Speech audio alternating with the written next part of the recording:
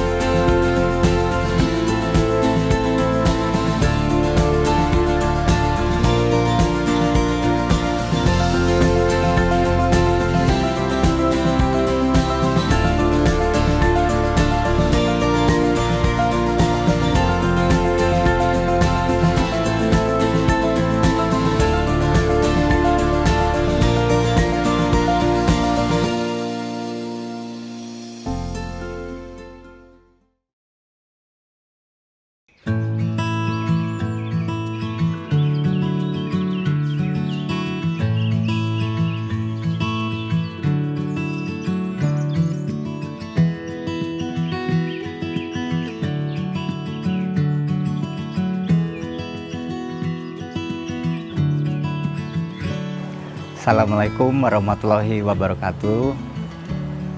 Setelah kita membahas ikan wader pada kesempatan terdahulu, kali ini kita akan kembali membahas ikan lokal perairan umum, yaitu ikan sepat. Saya kira ikan sepat ini sudah banyak diketahui bersama ya. Karena ikan ini kita banyak jumpai di wilayah-wilayah pedesaan, di mana ikan ini sebenarnya ikan yang memiliki protein bagus dan sangat umum dijumpai di pedesaan-pedesaan. Habitat ikan sepat kita bisa jumpai di perairan umum ya, seperti sungai, kemudian danau, sawah, dan rawa-rawa. Ikan sepat bisa beradaptasi pada pH yang cukup tinggi ya, sehingga di tempat-tempat masam seperti rawa dapat tumbuh dengan baik. Ikan sepat memiliki sifat karnivor, jadi untuk makannya bisa memakan mikroalge, serangga air, cacing-cacing, maupun detritus. Selain di Indonesia, ikan ini bisa juga dijumpai di Malaysia, Singapura, Vietnam, maupun Thailand. Jadi wilayah penyebaran untuk ikan sepat ini adalah Asia Tenggara. Ikan sepat selain bisa pada pH rendah, juga bisa hidup pada oksigen yang rendah karena ikan ini memiliki labirin di mana untuk pengambilan oksigen dia bisa mengambil oksigen dari udara. Dari sifat-sifat ini tentunya kita bisa memanipulasi di dalam kegiatan budidaya kita, bahwa untuk budidaya ikan sepat ini bisa lebih sederhana dengan tanpa harus budidaya dengan menggunakan aerasi.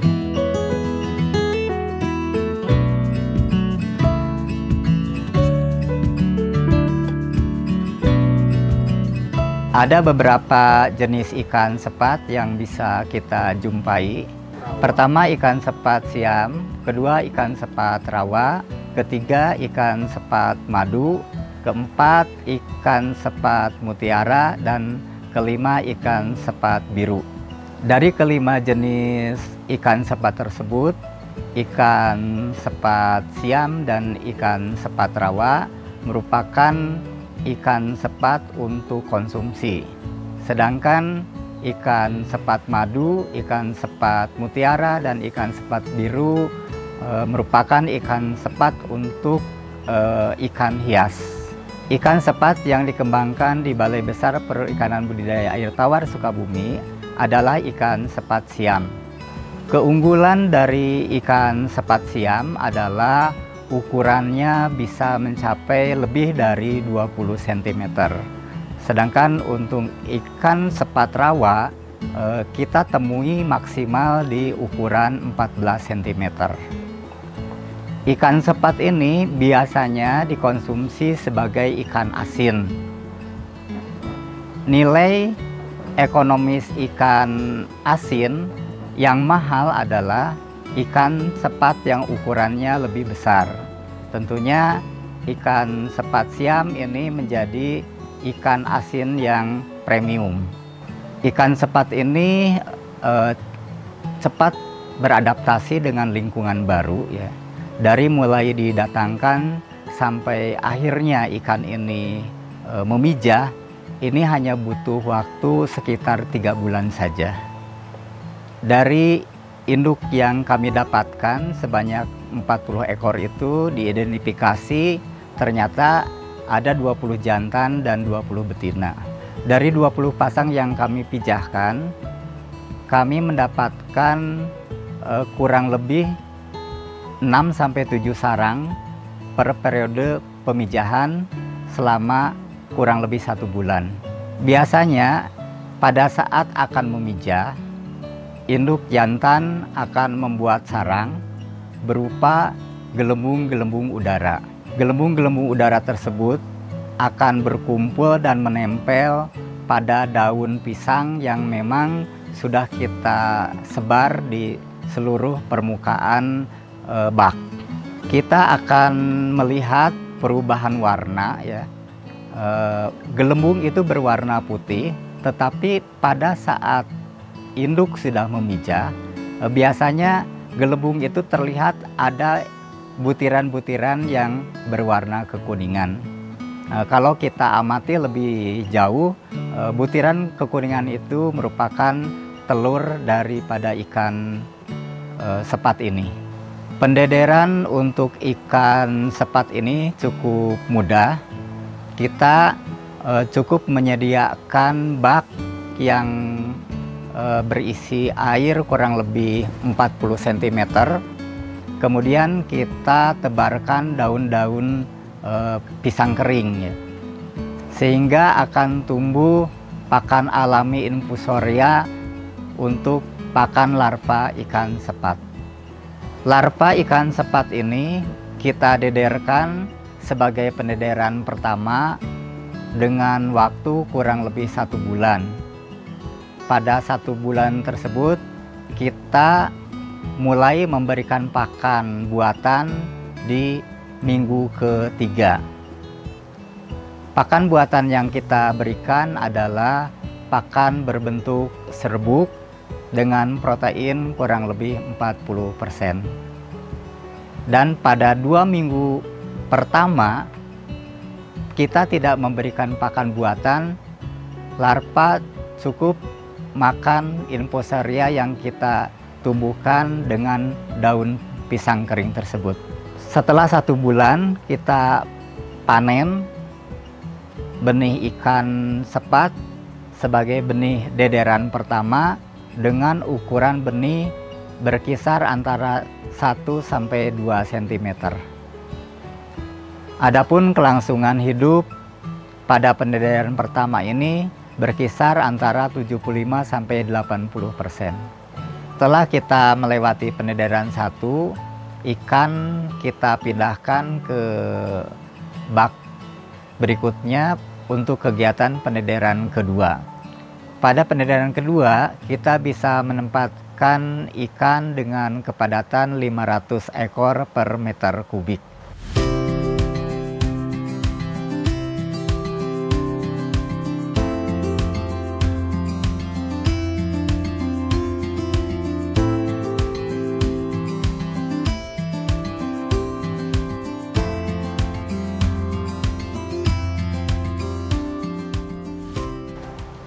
Di pendederan kedua ini, kita memberikan pakan dengan pakan serbuk selama 2 minggu. Kemudian pada 2 minggu berikutnya kita bisa memberikan pakan pelet terapung ya, yang memiliki diameter sekitar 1 mm. Pendederan kedua ini bisa kita lakukan selama 1 bulan juga ya. Pada pendederan kedua kita akan mendapatkan benih berkisar di 4 cm. Kelangsungan hidup pada pendederan kedua ini lebih tinggi ya daripada pendederan pertama, dengan kita menggunakan kepadatan 500 ekor per meter kubik. Kita bisa mendapatkan kelangsungan hidup di antara 80–90%. Selanjutnya kita lakukan penebaran untuk kegiatan pembesaran. Pembesaran untuk ikan sepat yang kami lakukan di Balai Besar Perikanan Budidaya Air Tawar Sukabumi, yaitu pada hapa yang kita pasang di kolam. Adapun kepadatan benih yang kita tebar untuk kegiatan pembesaran adalah 50 ekor per meter persegi hapa. Pada kegiatan pembesaran ini kita memberikan pakan buatan berupa pelet terapung dengan diameter kurang lebih 2 mm. Pakan buatan yang kita gunakan memiliki protein sekitar 30%. Pemberian pakan bisa kita lakukan dengan frekuensi 2 kali, yaitu pada pagi sekitar jam 8 dan sore jam 4 sore. Sebenarnya untuk pemeliharaan di kolam pun sebaiknya diberikan daun-daunan kering ya, karena pada daun kering itu juga bisa menempel peripiton yang juga itu sebagai pakan untuk ikan sepat siam ini, selain alge dan cacing-cacingan.